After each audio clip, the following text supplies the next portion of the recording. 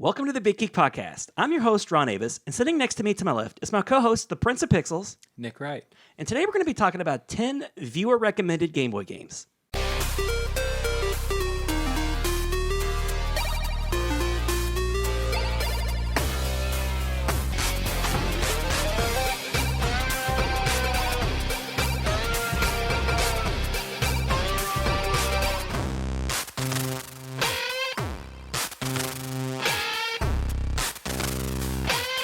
This is a new type of format that we're trying out.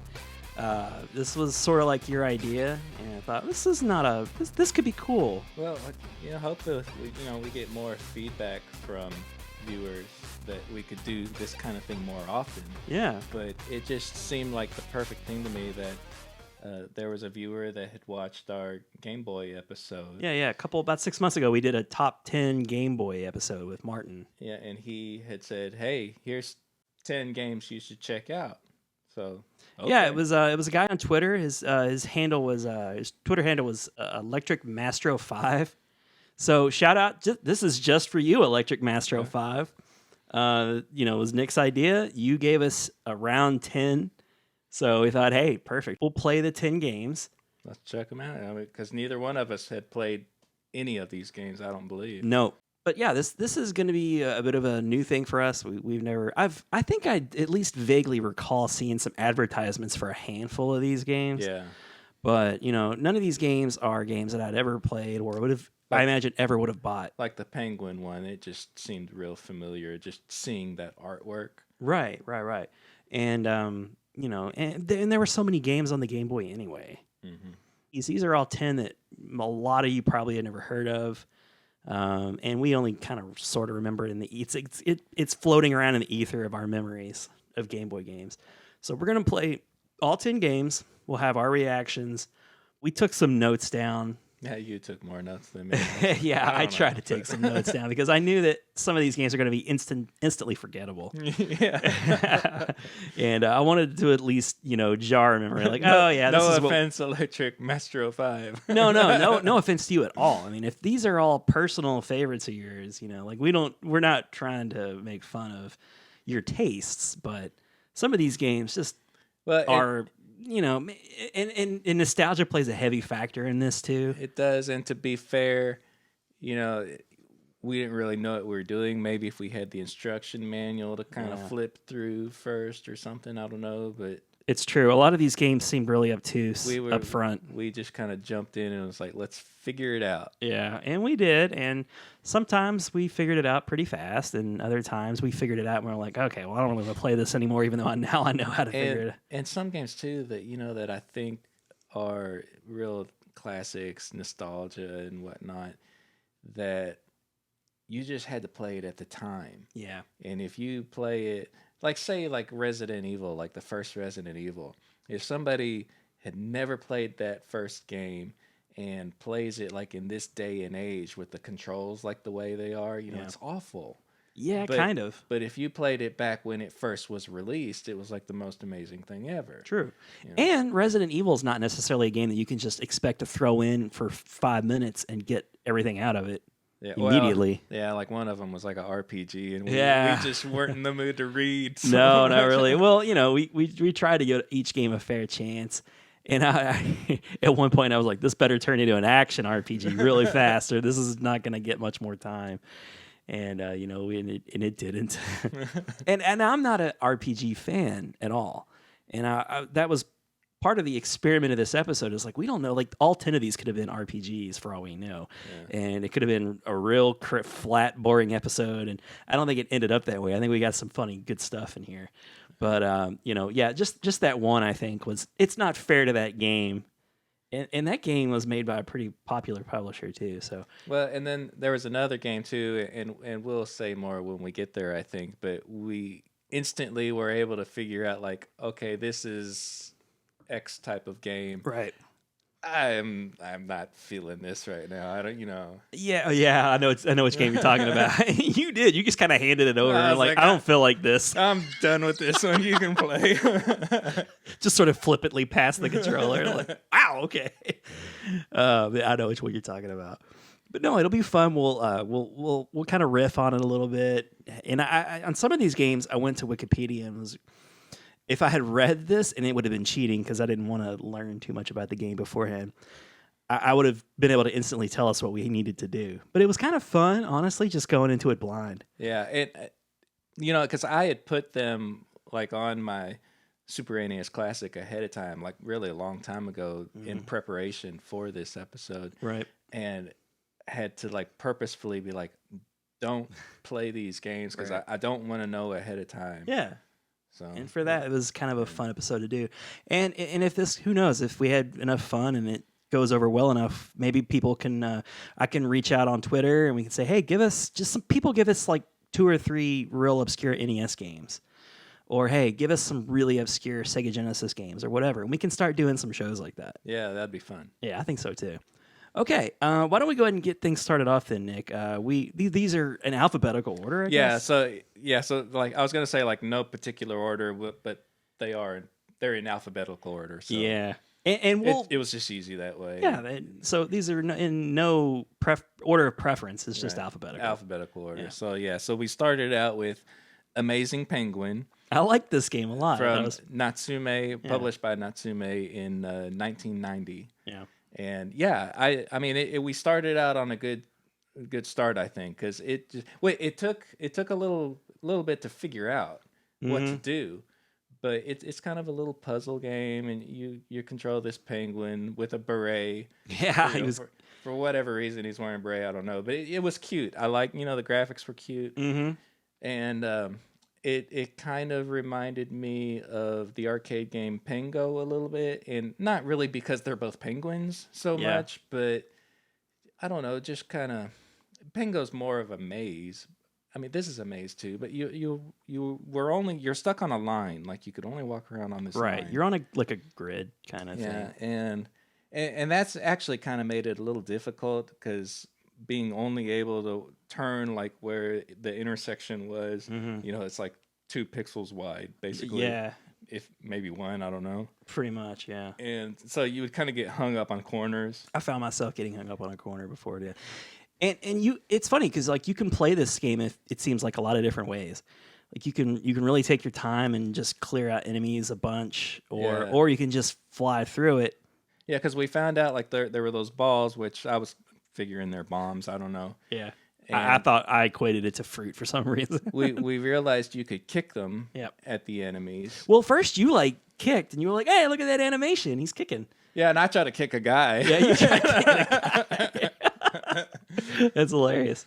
Yeah, and so then we figured out that you could kick those bombs or whatever, and it would kill the enemies, or you could just like hit the other button and it would just like blow it up. Right. And if you blew up, there was something on every like north, south, east, west of like the 4 sides of the box. The 4 sides of the box, and you had to like trigger the thing on all 4 sides to, I guess, like claim that spot.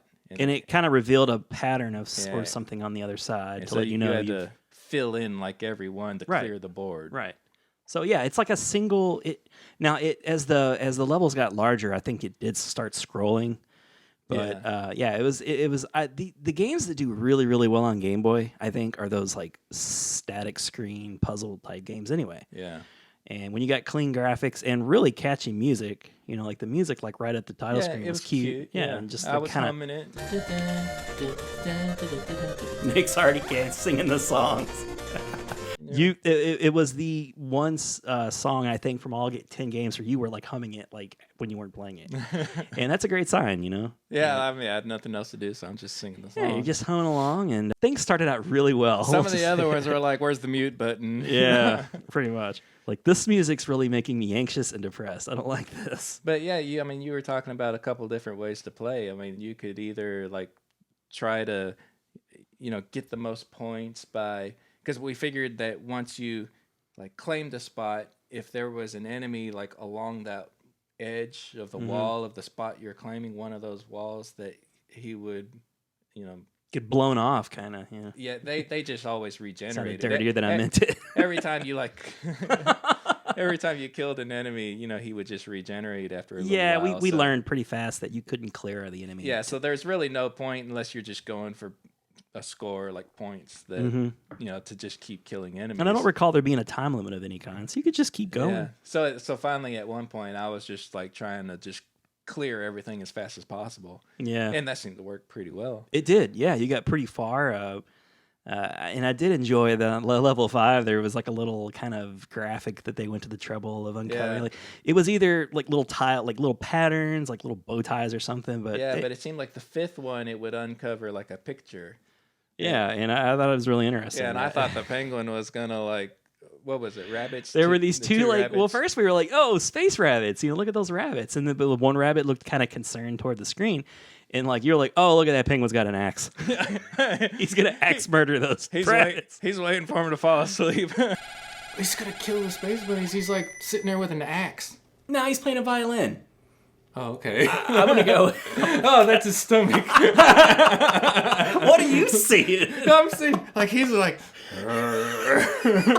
I see a cute little penguin like resting with up against a tree or something. and look, the one looks worried. He does look a little worried. He looks like he's sitting there like it's sitting there like with the axe like in his lap, and like the handle is like sticking up, like he's just waiting, like, Yeah, okay. like I'm waiting for you to fall asleep, and then I'm gonna do this. And I was like, no, he's playing the violin. I'm like, how could two people get so different?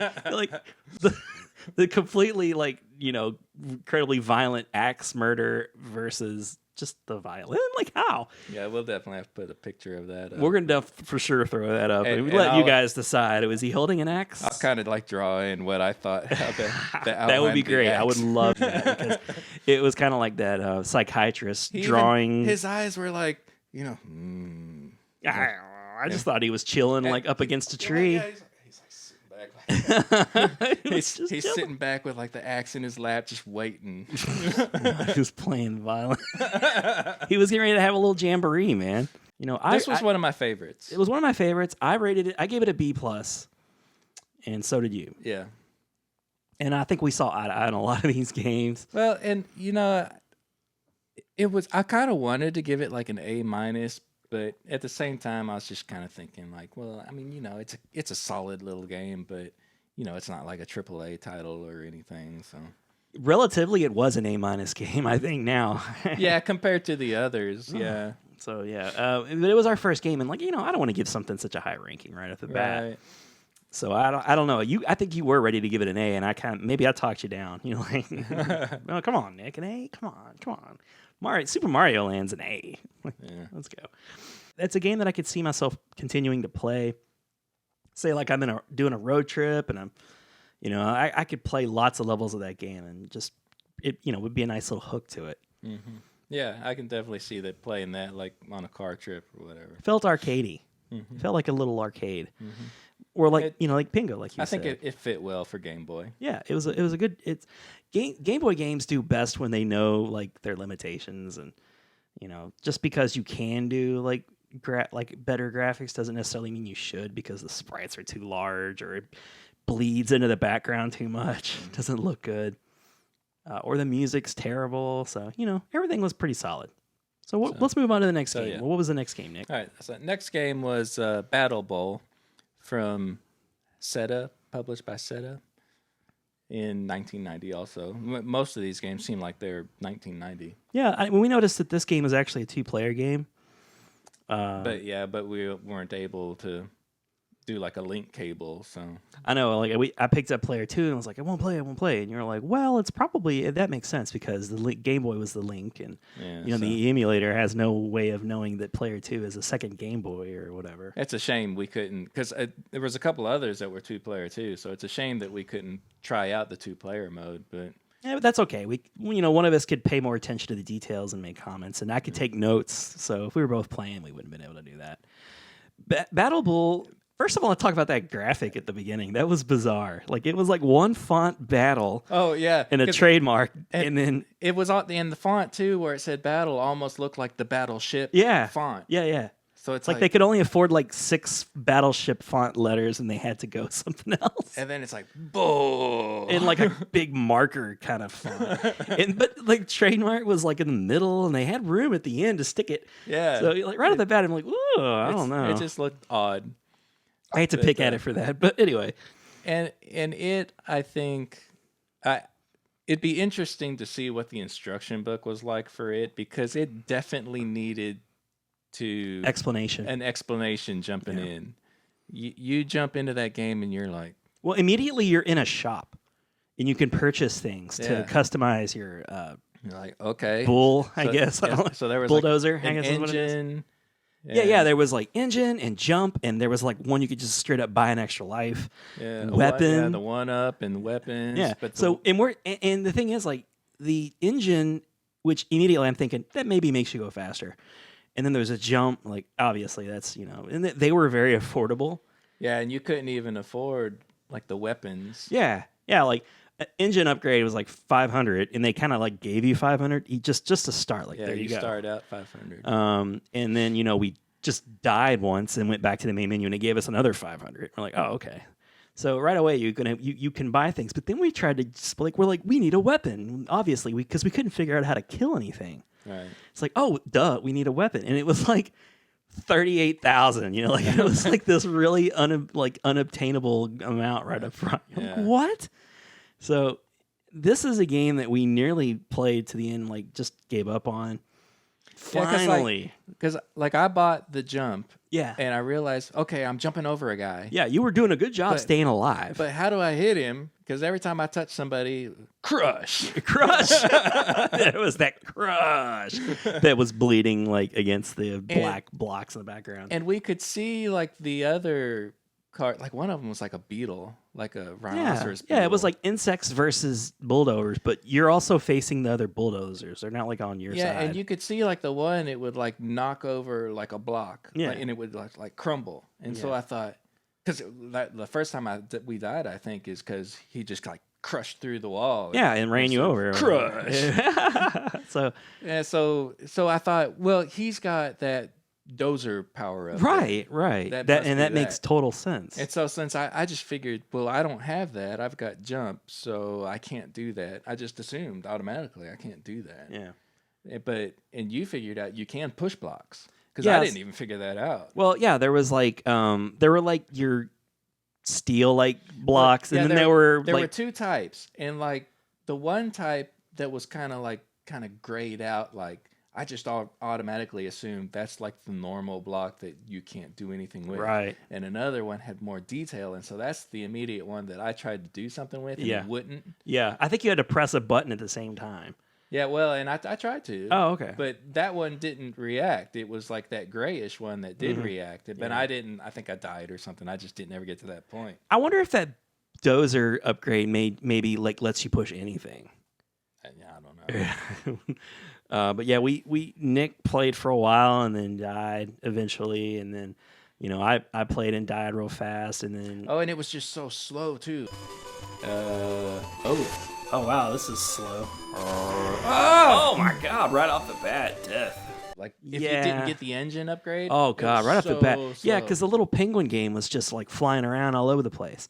And then instantly, like juxtaposed to that, we're just crawling. It's like, oh god, this is no good. Yeah. But yeah, once we got the engine, you're moving at a more acceptable pace. It's like when you're playing PacMan, and you're well into PacMan, like many levels deep into PacMan, and you're going real quick. Then you have to go back to the beginning, and you're just like walk. Like it's just no fun to play. And which is why too, like most people I think like Ms. Pac-Man, because it's automatically from the get-go faster than Pac-Man. It is faster, and some arcades have those like that hack, I think, that makes it faster anyway. That speed hack for Pac-Man, Right, and you can't go back to Pac-Man. It's like Street Fighter when you're playing regular old Street Fighter, and then you play Turbo. It's kind of tricky. It's kind of hard to go back to the old style. Yeah. So maybe that had something working against it too. But no, it was just really slow. And you were riding around a bulldozer. You can't go fast, I guess, necessarily in a bulldozer. But once we kind of figured out that you could push and how to actually kill an opponent, it went from this game is just terrible, unplayable to okay, well, I get it now. Yeah. and and I think I cleared a stage Yeah. somehow, and I got 5,000 gold, but I still was like well off from buying a missile or anything. So we were just like at that point, okay, this is the kind of game like we both gave it a D, and again, relatively speaking, maybe this is more like a C. Yeah. Maybe even a C minus.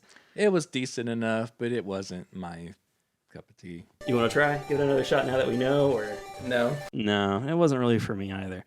But again, in context, in 1990, the novelty of the Game Boy was that it was mobile. So just playing anything at all that wasn't a Tiger Electronic game was amazing. And like we said before, though, it definitely needs an explanation, and you can't just jump in not knowing what to do. You definitely can't just jump in not knowing what to do and only having like 2-3 minutes to win your attention. Yeah. Like you just can't. Yeah, I mean, there's like your ultimate test for like a game right there. Like, get me hooked in 30 seconds, go. Yeah. This game is not going to do that. Well, it's like an elevator pitch, You got like 10 seconds. You got like a floor or two to pitch somebody an idea. Yeah. I have a short attention span, apparently, and I just can't sit and try to make a game fun. Like, it needs to be fun right away. But the Penguin game, I mean, it immediately, it's the happy music, and even if you didn't quite figure it out, something about it seems interesting. Yeah, exactly. Yeah, it was the beret, I guess. Yeah. Oh, which a fun little thing. We've already moved on from it, but I just remembered, that I noticed on the Penguin game that he actually had like a left and right sprite that was unique. That the beret kind of hung over like on the right side more than on the left side. It was like completely different. It wasn't just a flip of like the left and right being the exact same sprite. It's a nice touch, and it's not something you wouldn't take that for granted. Yeah, so I thought that was pretty cool. Yeah, you noticed that. No, that's good. That's a good point. I'm glad you brought that up. Okay, let's move on to the third game, Nick. All right, so the third one was Cosmo Tank, and was that the one that was like Cosmo Tank? Yeah, I think so. And Atlas was the publisher in 1990. Yeah, Atlas is a publisher that I recognize. I can't. Do they make those Dark Soul games or something? Or I want to say I don't know. I can't really think of anything right now that they did off the top of my head. But I can picture like their logo and everything. Yeah, it's definitely a name that you're familiar with. They made NES games and stuff too, and it's not like Konami or Capcom, but something you kind of recognize. Yeah, a little bit. And this game was bizarre. Yeah, this was the game where I was like, was this "Are the we one with the bugs?" Yes. Okay, yeah. I think maybe this was the one we had the most funny things to say about. Because the narrative of the game, I wrote down, are we bad guys in this game? Oh, yeah. What was like the point was like you have to like... you need to destroy the core of every planet. The life core of all planets. Yeah, and it's got this ominous droning beat, like music playing in the background. Your mission: destroy the life core of all planets. Like, what are we, the bad guys? We are the bad guys. I feel that way. And then it was like Starship Troopers because you're fighting like all these bugs. Yeah, at one point we're like, well, no, first there was the Roombas coming at you like nonstop from every direction, and this is the game too where like it gives you an option of training mode.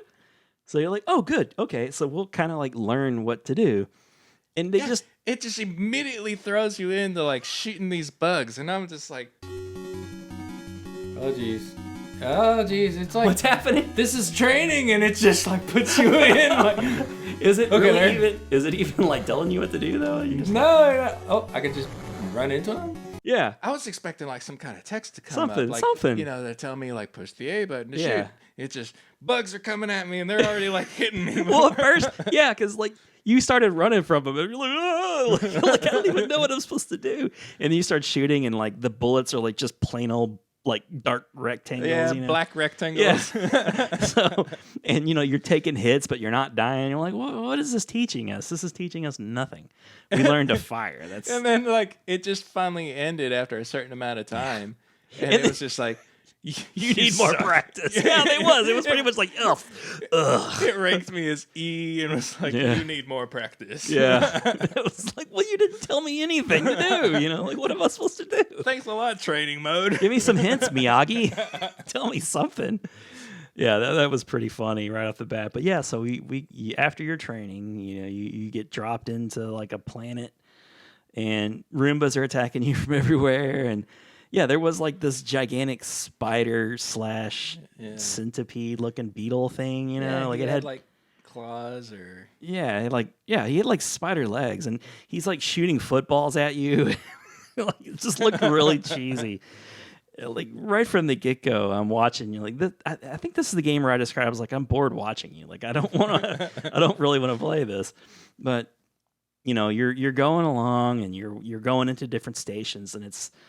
They keep talking. Well, they're like, destroy the bridge, and then we'll refill your life. And like it had that ominous background, and you were reading it like the text, just instinctively like a villain, Yeah, because like that one, the second one we came up to was like a girl, and I was reading it still like, use bombs to destroy the wall. Yeah, it is the music. That is why. You recharge your shield. And then you were like, why am I reading it like this? It was like a girl was talking to you. And then we realized it's because of the music. It's because of the music, man. It was like kind of like forcing you to feel that way.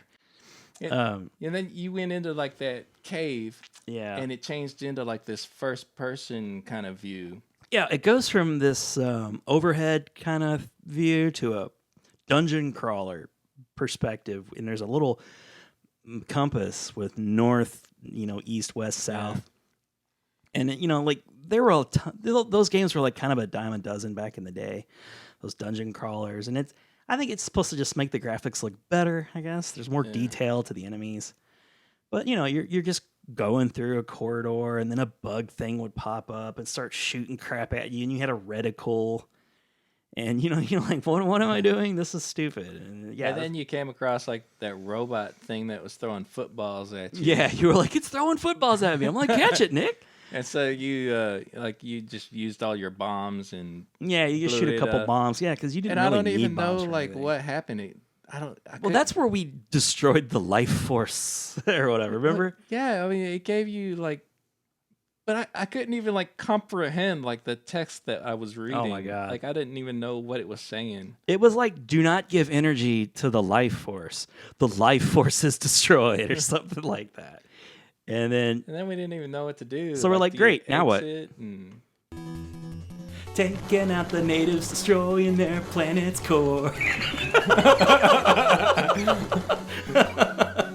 Yeah, so you just kept going back and trying to find different ways down, like finding new corridors, new hallways. Yeah, it immediately points you south. Always ended up, so you just had to exit, but the game became immediately confusing and more frustrating than usual. But it was like, hey, this would be kind of like what Starship Troopers would have been like if it were a game, because it was like alien planet with bugs, giant bugs chasing after you, and I finally just gave into that game. I was like, kill me, bug, kill me. Yeah. I didn't want to play it anymore. Yeah, we were done.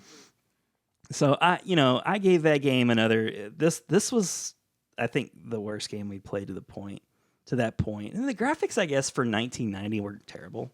Yeah. The music was kind of droning and was getting on my nerves. But yeah, I gave it a D-. You did too, actually. You were like, yeah, D-. So the graphics were pretty basic, and the music was pretty basic, and I didn't really understand why we were doing what we were doing, and there was like no reason to keep playing. So anyway, what's our number 4 game, or the 4th game on our? So number 4 was Dexterity from SNK, very popular. Everybody knows SNK. Yeah, SNK is very popular. 1990. Yeah, so this game kind of gave us a little bit of hope right off the bat. So we played back-to-back kind of disappointing games. And it was another little puzzle game. Yeah, this was a puzzle game where it took us a minute too, because there was immediately this like happy blob. Yeah. He's just kind of making his way across the tiles. And then there was Louie the Lightning Bug hanging out in the corner, and they were flipping the tiles. Yeah, it's kind of like flat Cubert. Cubert's a good comparison. Because you had to like every tile you had to flip over to be a different color, and like the little happy blob, and what was the other thing, like a bug? Yeah, it was like Louis the Lightning Bug. The Louis the Lightning Bug guy.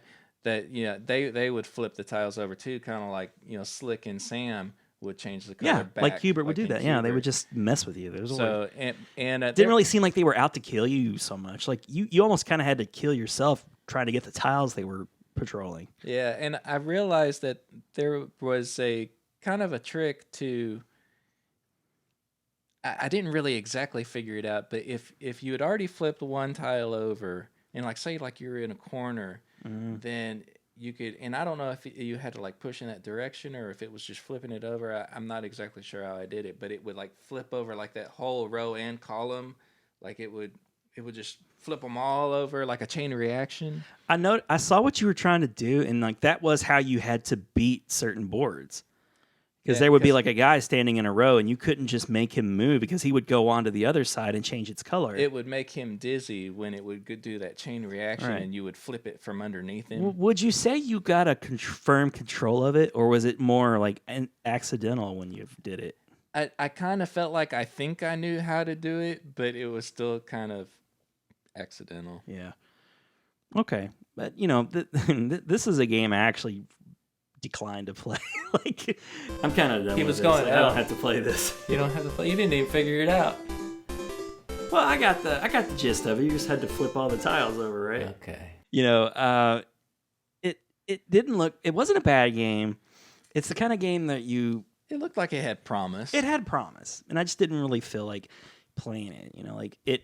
If it were Hubert, I would have wanted to play it, but I just felt like you were struggling with the controls enough to where it would frustrate me because, I mean, it's one of those you got the gist of kind of what it was, and you just kind of knew whether you wanted to try it out or not. With the Penguin game, I liked there was some variety in the way the different enemies and some of the enemies how they attacked. Yeah. I didn't really. It seemed like we kept getting that blob and the lightning bug guy. And the blob and the bug, I don't know if there's really any difference with them other than just the looks. I don't think they acted any differently. No, not really. They just kind of. It probably gets more. I'm sure it gets more complex as you move along. Yeah, I'm sure it does. But the Penguin game, you had the little ghosty guys, and then you had the little pointy eraser guys who would dash at you, and there was instantly some variety. And it was still a tile, and you got to a point where you were actually pushing a block even. But, the graphics were nice. The graphics were good, and it was that single screen type layout that I think works best for Game Boy. Right. So this is a game where if you were to get it, I would have for sure given it more time. Mm-hmm. And maybe would have grown to like it. So it's a bit of a victim of just not having as much time. And I was already bored from the other two games, so I was just ready to move on to the next game, hoping it would be something better. But it had happy, cheerful characters for sure. I mean, I think it was a solid C. It had some charm to it. I gave it a C plus. You actually gave it a B minus. This is one of the ones we differed on a little bit. Yeah. I thought it was good. I liked it. You really seem to want to give it a little more credit. I felt like it had potential. Fair enough. Let's see. You know what? I had some facts that I kind of ran past. Let me see if I had one for this. Let's see, Dexterity. Okay, so yeah, these are the types of things that if we'd known in advance, it could have maybe made more sense to us. It says this is a game that consists of a square floor covered in 7 rows and 8 columns of 56 tiles in total. The goal of the game is to flip all of the light tiles into dark tiles, which we figured that out. Yeah.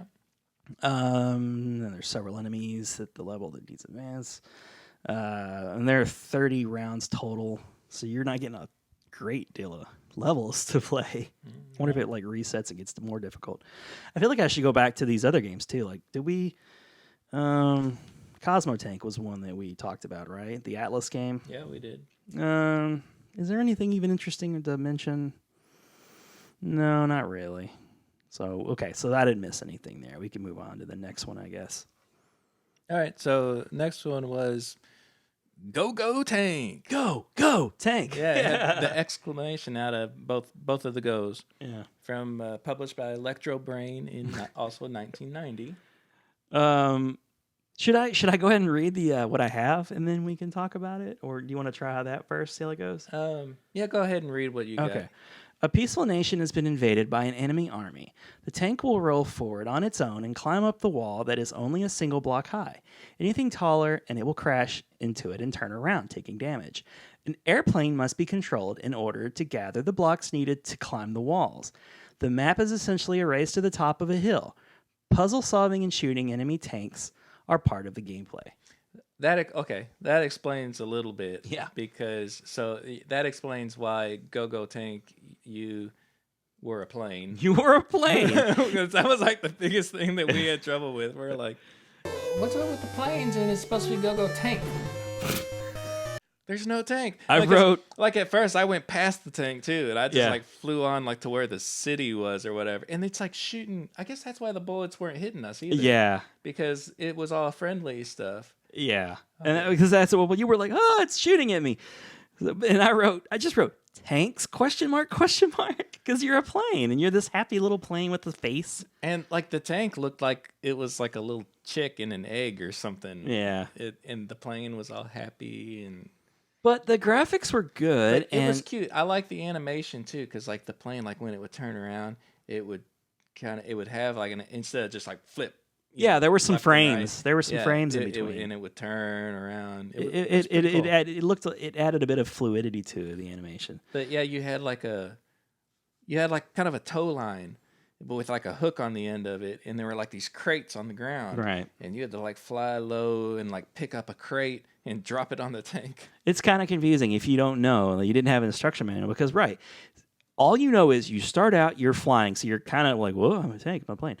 And then the tank is shooting. And when you're flying too, if you don't touch anything, you just ascend. keep like going up. Yeah, you just keep going up. And so you kind of keep correcting yourself and keep like pushing down to like come back down a little bit. You start flying to the right, and then there's like nothing for a while, just like, terrain and boxes. Yeah. And then you eventually encounter like these turrets that are shooting and hurting you. And you crashed at one point because you're trying to get the hang of the controls. You're like, I can't shoot. And we figured out, we'll pick up a crate. And you were like flinging the crate I'm flinging them at the turrets instead of the tank. It's doing nothing. The crates are exploding. You're like, I don't understand. That was the common theme of these Game Boy games. I don't know what I'm supposed to do. Yeah.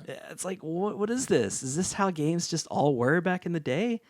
I feel like, or have I just gotten so much dumber as an adult? I'm just gone. I do think there's some of that now. Yeah. Well, for me too, personally, I think maybe there's some of that as well. Just the like years of adulting has just squished our brains, and we just can't comprehend this stuff anymore. Because I can totally see myself doing the things that when I was a kid, it was always just like, you're such an adult, like when they try to look at it, like play PacMan or something. Get this, we're becoming these people. We're totally doing that. I'm like when I'm playing a game with Logan, and I'm like, how do you shoot? How do you shoot? And he's just like, you gotta press B. You're like, I don't understand. I'm scared and tired and want to lay down. Even give you a hint at what you did. Yeah. And there was another game we haven't talked about yet. So many of the games too, like you'd finish a board, and we would sit there and wait because it would be like ready, and we're like, oh yeah, where you would have to press a button to just get to the next screen. Oh yeah, you got to hit a button. Oh yeah, that happened to us on a bunch of times. Like there's another thing that I guess they just cleaned up over the years. Yeah, it would never say like press A to continue. I know, like what are we thinking? It's loading or something? It just said ready. I'm ready. I'm waiting. Oh, I got to press a button. So yeah. Anyway, so we farted around for a while, got super frustrated. And then at one point, the best we could come up with was it seemed like the tank was taking damage. Yeah, we finally noticed that. And a lot of times too, which it kind of described in your description there, because we realized we didn't even do anything. It ran into stupid game. I could just fly around in a circle and win. He just kind of like fell into that pit and took damage. Yeah. So here we are. We're picking up boxes to try to drop it on the tank, our own tank, and the life bar would seem to go down, and we're like, okay. So we never saw the tank die because it just was going so slow, like I'm sure once the tank got near the turret or something, or once it got to more steeper drops, but now we know we were supposed to take those crates and build like the help it get past obstacles. Yeah. And when you think about it in that way, it might have been more fun. I don't necessarily know if that would have been my type of game. It kind of reminds me of that game Blast Corps for N64. So we never did play it correctly. We never played it correctly, so keep that in mind when we render these verdicts. We didn't give it a lot of time.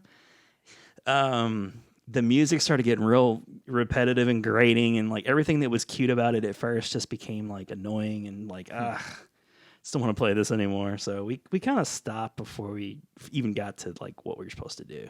But it's not like, like we were moving the boxes around. It's not like the tank was making it easy for us. Yeah. Just accidentally missing the tank trying to hit it, like you think it would like eventually climb up on something. We'd be like, oh, he's moving forward. I get it. So I don't know. But what I was going to say was, do you remember that N64 game Blast Corps? No. Where there's like a nuclear missile and it's like on a course. And you're just, the whole point of the game is like you just have to clear out stuff in its way. Because if there's just like a building left behind and the missile hits it, like boom, it blows. And that's so you're constantly rushing. Like those kinds of games that have this, or like a Lemmings kind of game, where there's just this unstoppable object moving and you have to just keep it alive. Right. Yeah. I've never been a big fan of those games. I like Lemmings. Lemmings is okay because they're just cute and it's fun to sometimes see them die. But, in general, I've never been a big fan of those types of games anyway, so I don't even know if I would have liked this even once I'd known. Now that I know, I doubt I'll go back and play it again anyway because there's just so many other better games out there. So yeah, I gave it a C-. I think you were a little more forgiving. You gave it a C because I think you just liked the graphics a little bit better and the animation. I could tell there was potential that we just didn't get it, All right, what's the next game? All right, so the next one, and this next one, I just felt like just the name alone.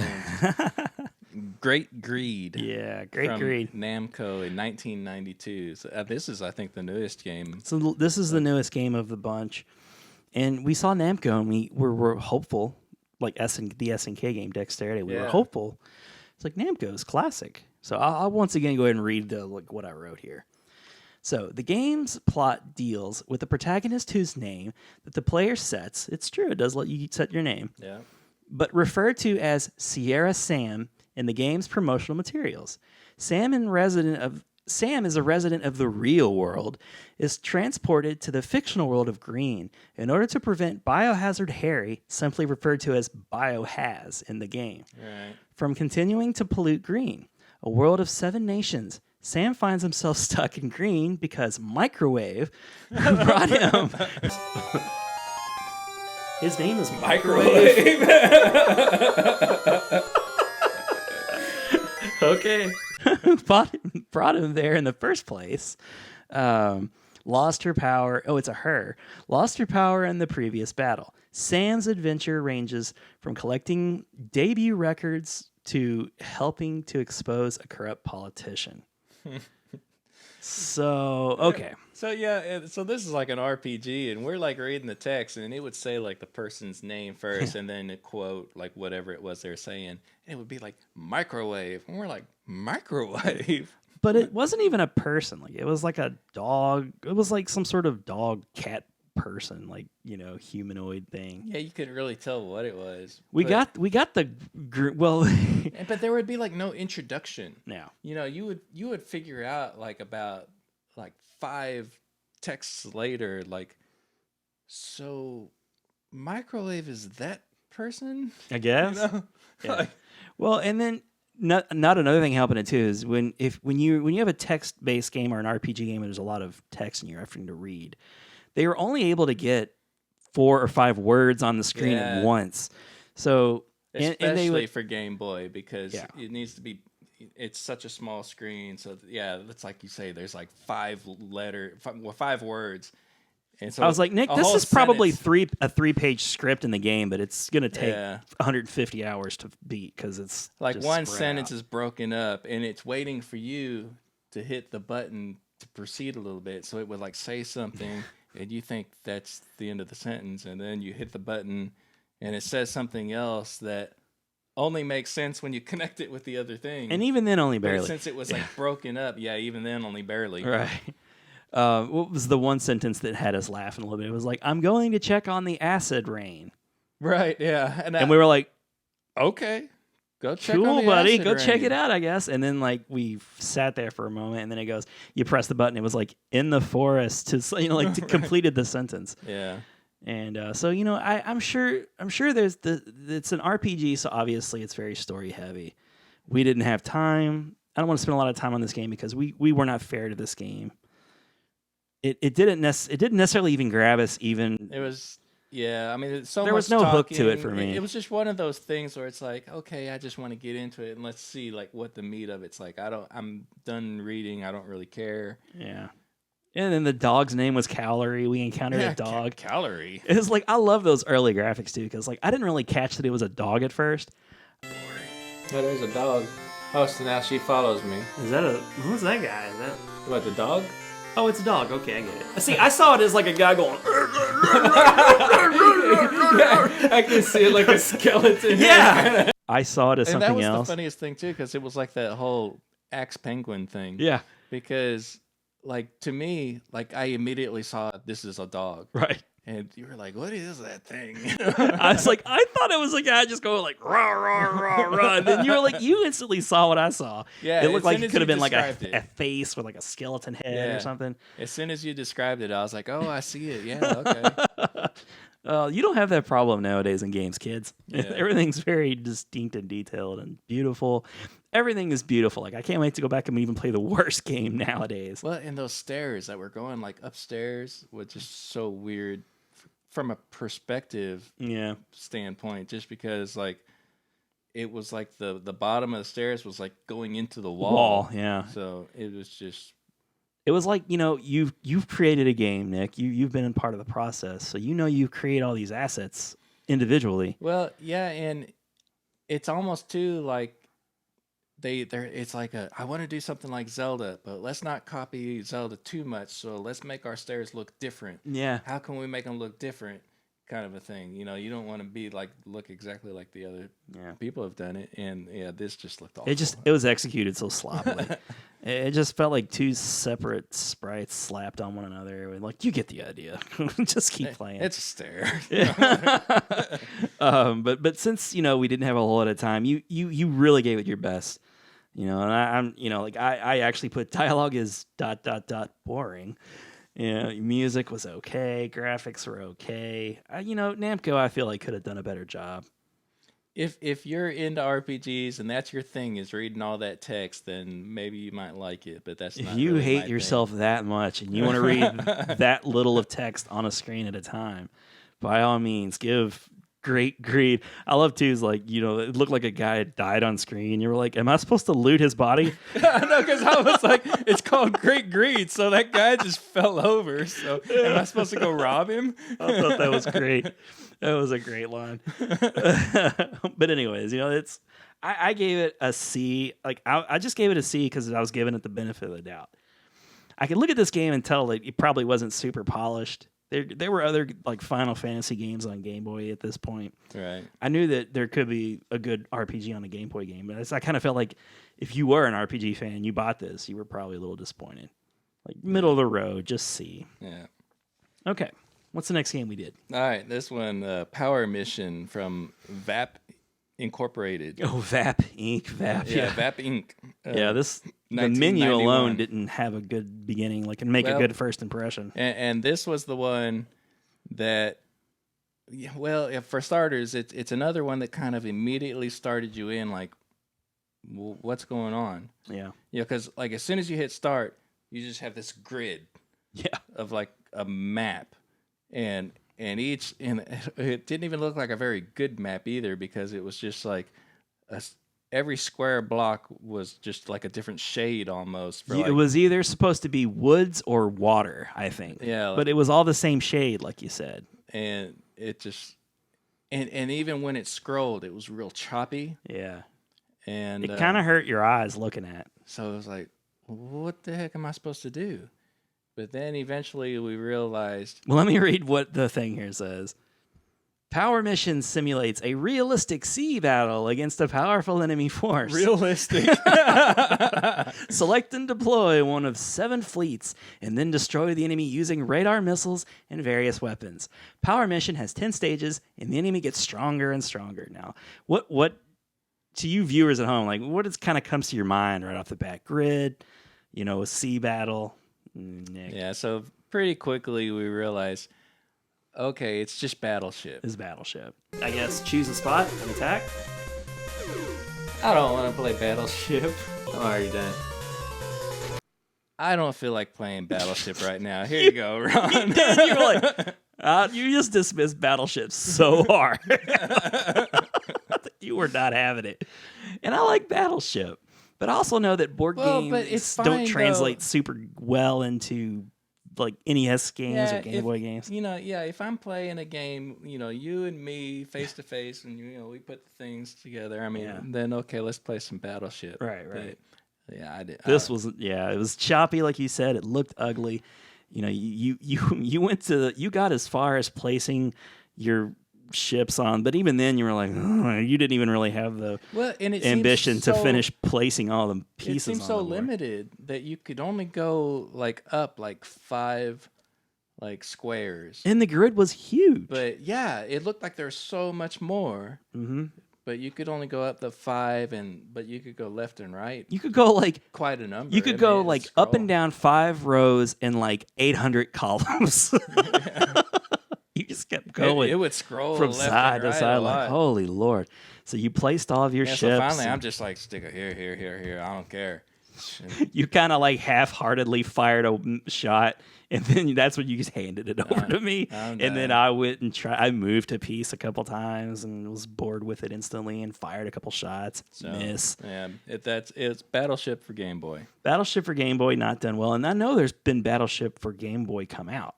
Yeah. So just get Battleship for Game Boy for Battleship. For heaven's sake, man, do yourself a favor and spend the extra $10-15 or whatever. Just get regular Battleship. Or get a friend and play Battleship in real life. Yeah. They make travel Battleship. Yeah, they do. You can, if you want to go mobile, you can go with a travel Battleship. So we both gave that a D, and that was the one that closest came to like an F. Like I think, ugh, I just want to give this an F, but I'm going to be mean because this could be somebody's favorite game.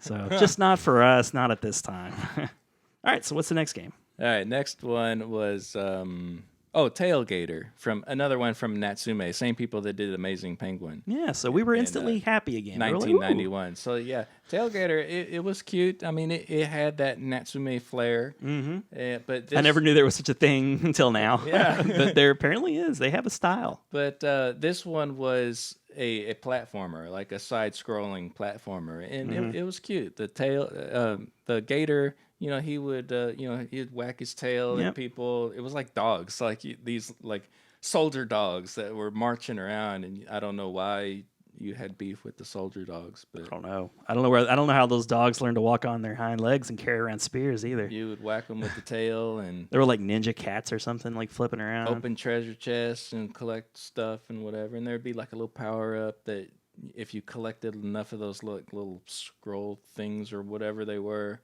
Crescent moon shaped things. Yeah, suddenly your tail gains sonic powers or something. Yeah, it was kind of like you would have like a fireball from your tail. A projectile. Projectile from your tail. And it was a typical, little platformer. There was something to it, like, and the platforms were like mostly clouds, and if you would kind of gradually sink through the clouds. Yeah, so that down was a kind level. of a neat little mechanic. It's the kind of thing that's not going to frustrate you, really. It's you probably beat it in a day easy, and it'd be a fun little game on a car trip for sure.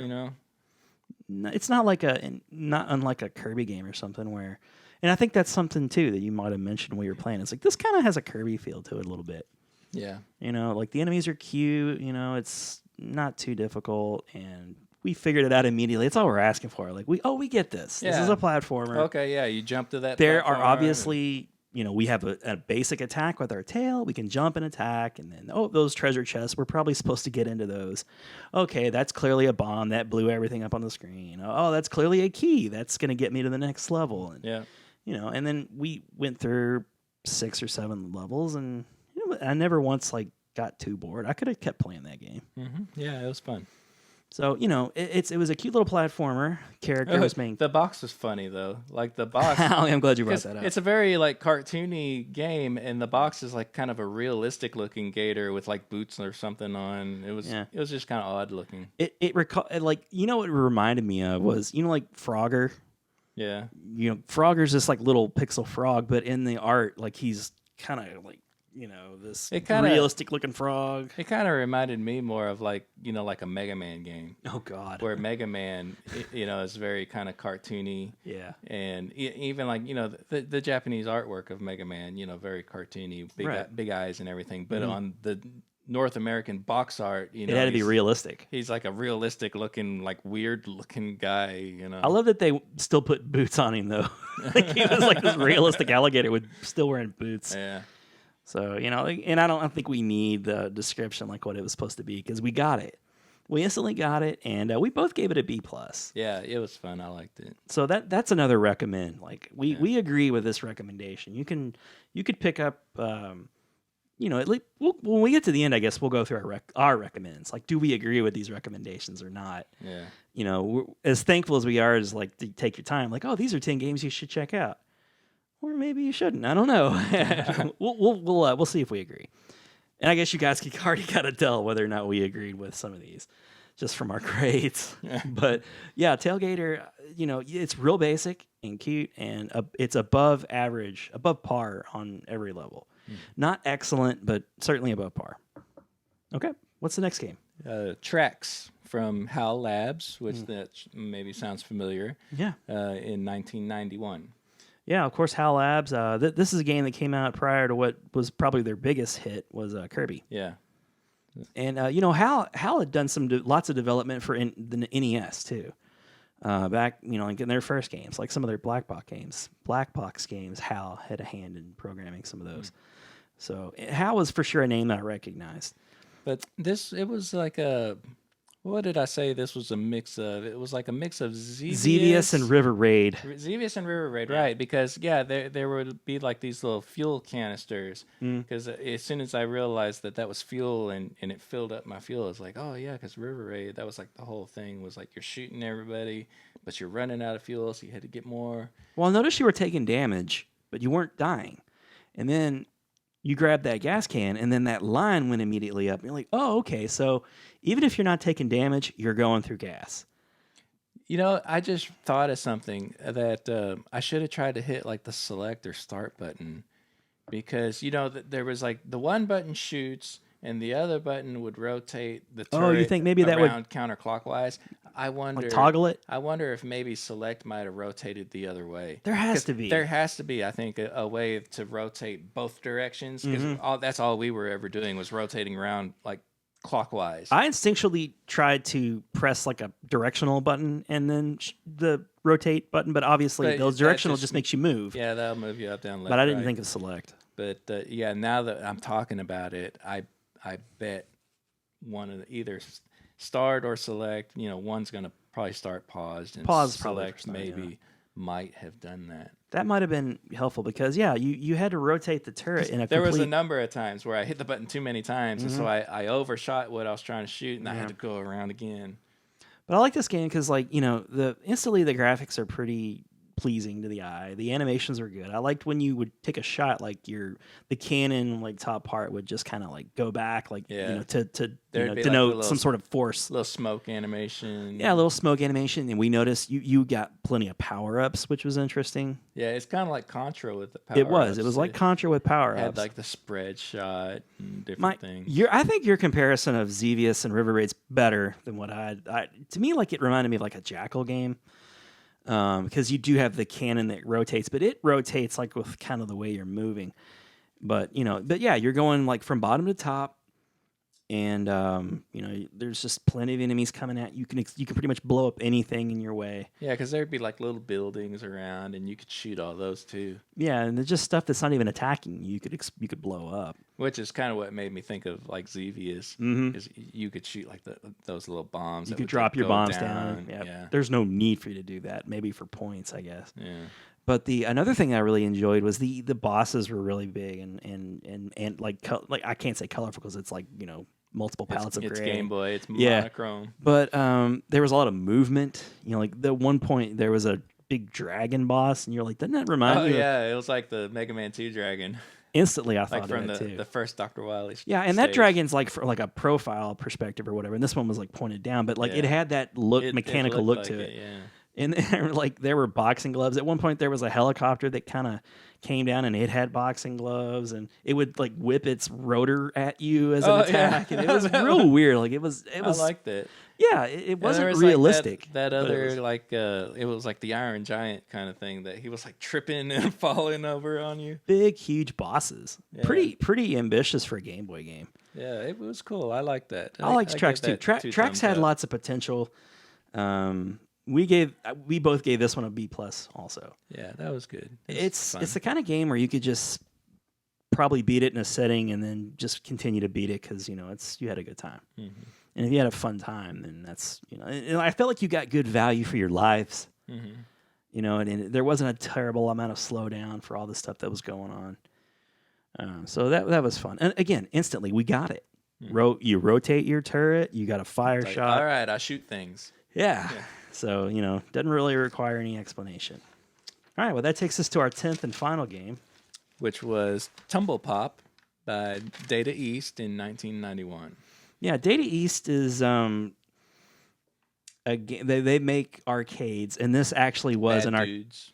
Bad Dudes, RoboCop. Yeah. So arcades that aren't great but notable, like Yeah, recognizable, but maybe not the best. it's like your classic AA title. Remember, like nowadays you have AAA and indie games. That's it.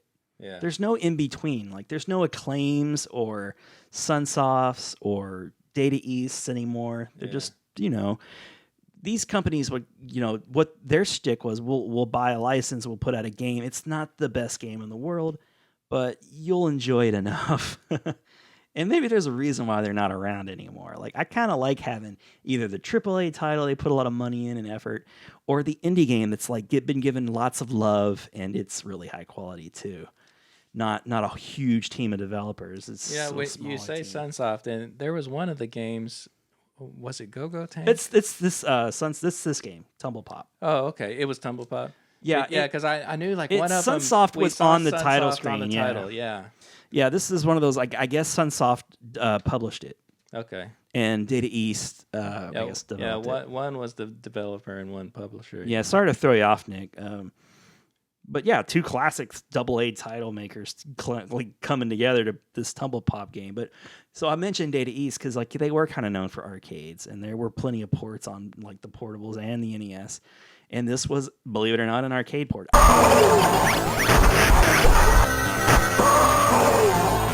I never saw this game in the arcades. Yeah, I'm not familiar But with it. so how would you best describe Tumble Pop?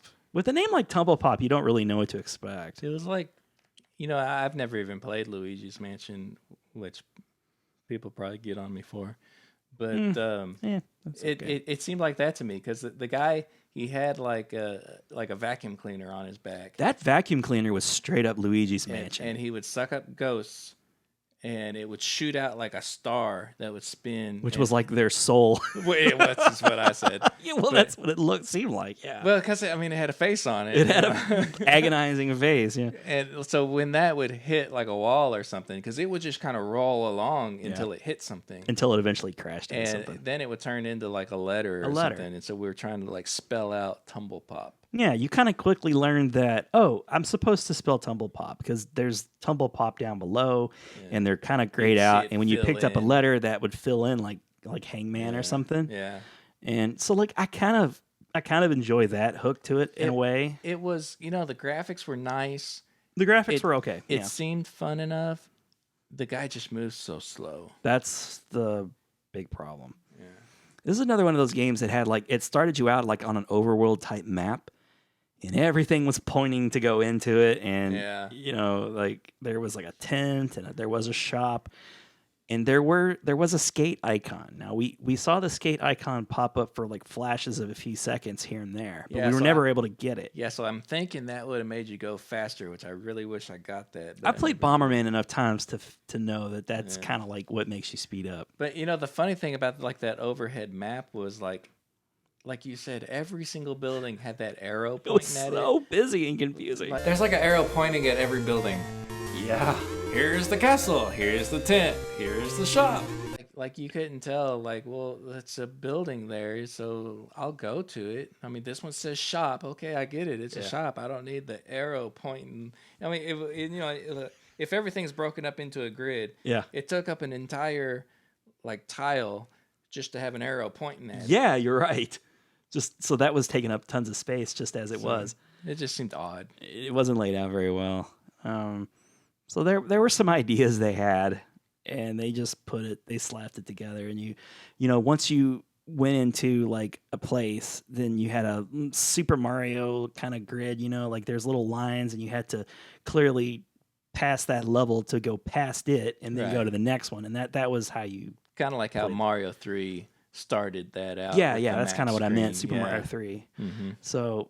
And we beat a level or two, and and you had like a time limit, and there was ways to collect some little watches. That was to get the weird thing time. too. Is like I thought I was gonna die when I hadn't spelled out Tumble Pop. I needed one more. Oh letter. yeah, we were very stressed because it was random. The letters were dropped randomly. One more letter. And there's like a little like and invisible guy walking, and then there's like a fire head, and then there's like it's so random. If you got one letter too that had like multiple, that letter appeared multiple times, it would fill them all in. Yeah. Now, I thought that was strange. Like, oh, bonus, okay. Yeah, that's why I was reminded of like Hangman, because that's the kind of thing you would do in Hangman. Like you just filled them all in. Oh, you're like, oh, okay, but that O is that last letter that we couldn't get. We can't get the O. It just kept throwing up like M U T. Yeah. No, give me an O. And to make things worse is you would suck in and it would push out the soul and it would and it would just keep going. Yeah, and you'd have to go chase it. Like, oh, it might have the O. It might be the O, but you don't know, and you're kind of getting time's running out.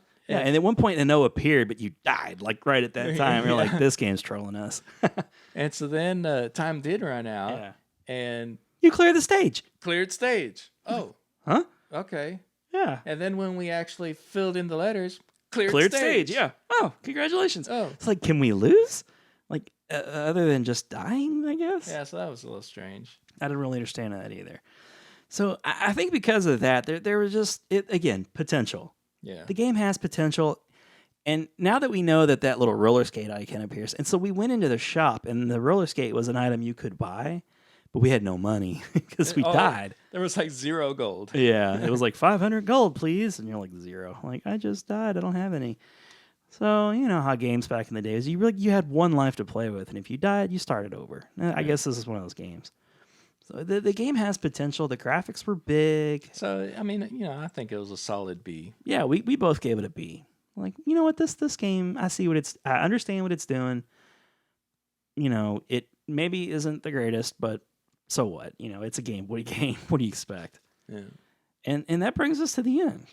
Those are the 10 games. We'll have some video to share along, with, I may play it behind us, or I may actually have some clips, because, I recorded audio while we played it, so it seems like a shame not to use that. So, I'm not sure how I'll put it together, but it'll be there for you guys to watch and enjoy.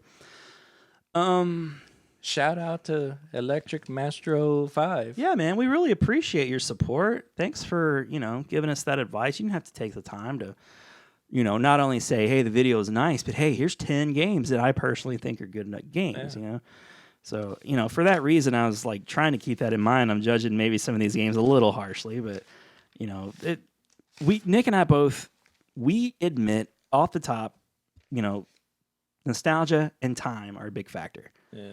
These games could have all been like, Amazing Penguin could have been a masterpiece, and these other games were certainly playable. But if we're just quickly going through, if I had to recommend any of these games, I would for sure recommend Amazing Penguin. Like, I would buy Amazing Penguin if I saw it like in a trade shot or show or something like that. Yeah. Like, that was a fun game. I wouldn't mind owning that. And Tracks. I mean, that was a fun little game. Yeah, Tailgator. and Amazing Penguin are the two Natsume games, I think, are the two that I would recommend. Go Tank could definitely use another try. Go Tank deserves another try just because we weren't playing it right. But, Battle Bowl maybe could use another try. But, Cosmo Tank, I wasn't into at all. Just too trying to do too much, I guess, and not doing enough of it well. Yeah. Dexterity is a game that, Nick enjoyed enough maybe to give it a light recommend, I guess. Yeah. Great Greed, pass unless you're just the diehardest of RPG fans. Really. I can recognize some quality in an RPG game, I would imagine. Power Mission only if you're a hardcore Battleship. Yeah, if you're hard up for Battleship and you can't find the regular Battleship game and you see it in a bargain bin or something, maybe pick it up. But Nick clearly wasn't having it, and it was so janky and not very user friendly. I couldn't even defend it. I was like, it's no fun to play. And Tumble Pop, I give a light recommend because now that we know you can move a bit faster, because we were both like, ugh, so slow. But we know that there's more than likely a way to speed that up. There's potential. There's potential of that. So, that's been our 10. And I hope you guys enjoyed this. Not really our 10. It was Electro. No, yeah. That was Electric Master 05. We know your real name, but we're not going to say it. That was his 10. That was his 10, and, I had fun with it. But probably to be more specific, his 10 of lesser known titles. Yeah, I'm sure. I think he specifically, was going for the lesser knowns. Yes, he definitely was. Now I like looking at 10. I like looking at lists, and a popular list is like Diamonds in the Rough. Yeah. 10 games you may not have played, and getting us to play 10 games. I think I found at least one game in that 10 that I became a fan of. Yeah. So to be fair, very cool. I really appreciate the suggestions to try those out. I think what we'll do in the future too is we'll try and get some suggestions from you guys out there on Twitter or from comments in the video on YouTube. I mean, if you leave a comment like, "Hey, you gotta try this game," or what I'll do is I'll say, "Hey, give us some suggestions for NES," or "Hey, give us some suggestions for Sega Genesis." Yeah, just like throw out a system and here's a system, go. And what Nick and I'll do is eventually we'll take 10 of those suggestions. And if you want to go to the trouble to put a whole 10 together for us, by all means, go ahead. But I'd like to collect a 10 games that look like they might be, if one of them is an RPG, like don't recommend an RPG because we're just not going to give it any time, more than likely, unless it's an action RPG. I mean, recommend whatever you want, but probably I would say recommend it, but don't expect us to play it. Don't recommend the ones that it's just such a well known that like this is the best game on the Super Nintendo or whatever. Because obviously we've already loved The Legend of Zelda: Link to the Past. So we love the thought of the unknown games. Yeah. I love it too because there were so many games to come out for the NES and the Game Boy that there's just no way I was going to be able to get around to them all back then. Now we have emulation. We can play anything we want to play nowadays. Right. So it's a great, great time to go back and play some of these hidden gems. But I would say if there's like a lesser known RPG that they just love, well, they can recommend it, but just know that we may not love it. Good point, Nick. I don't want to disparage somebody out there who's like, I know you guys aren't huge RPG fans, but you got to try this game. Like if there's a sports game like they recommend, maybe you might like it, but I probably would. That's a good point. BitGeek Podcast is available in two formats. We have the video format, which is on YouTube, which is youtube.com/BitGeek. And we also are available on your audio formats, audio only, because not everybody has time to sit down in front of their computer or their phone. You can watch it in chunks, but it's sometimes just more digestible to listen to. So you can find us on iTunes and Spotify and Google Play and pretty much all of the major services out there. You can just do a search for BitGeek Podcast, or we're available there. If you do find us there, one thing that I would ask that if you wouldn't mind, if you like us and you want to give us a rating, or even if you want to rate us poorly, that's cool too, I guess. But we would really appreciate it if you gave us a high rating, left a review because it helps new people find the show, help us build an audience. Because right now, our audience is way bigger on YouTube, like way, way bigger as far as like downloads and stuff go. Like we get way more audience participation, on YouTube. Like if somebody listens in an audio, like we have no idea. Right. You can find us social media. I'm at Ron Avis. Nick's at I'm Nicholas J. Wright. Nicholas J. Wright. And you want to spell that out because it may not. It's with a K. NICKOLAS and JWRIGHT. Good. And we're also available, we're just BitGeek Podcast. You can just find us at BitGeek Podcast. I started up a Twitter account just for the show about 3-4 weeks ago, and we're like already like well over 500 followers. So thank you so much, guys, for being so supportive on Twitter, man. Just I've been blown away like how many people we've picked up so fast on Twitter. I've been doing Twitter wrong, I guess. Like, like I've got personally like 50 or so followers, but like the show has been getting many. Yeah, cool. We've been followed by Pennywise the Clown. I found it hilarious. I was just as a quick aside. It was a Saturday, and I was just kind of eating a bowl of cereal, and I was like, oh, Saturday. This is the day for cartoons and a bowl of cereal. And then Pennywise like replies, and he goes, hi. Or no, he just goes, good morning. And I was like, what the hell? So like I look at like the Twitter, and it's like it seemed like Pennywise's account. Like there are all these like tweets about him like filming crap, like because they're filming part 2 of it. And I was like, this is so cool and so scary at the same time. Thanks so much for supporting us there. And by the way, when we have a new episode that's coming out, that's where you can find out for sure. Like I'll try to get out on Thursdays is when we usually publish new shows, Thursday mornings. But we don't always, get to do it every Thursday because Nick and I have, full-time jobs and a family, and it's just we can't record every single week, unfortunately. So we haven't been on for a couple weeks. But you'll know from the Twitter page, like if you're like wondering what's going on with those guys, you check out whether or not I'll put up there if we're gonna have a new show or not.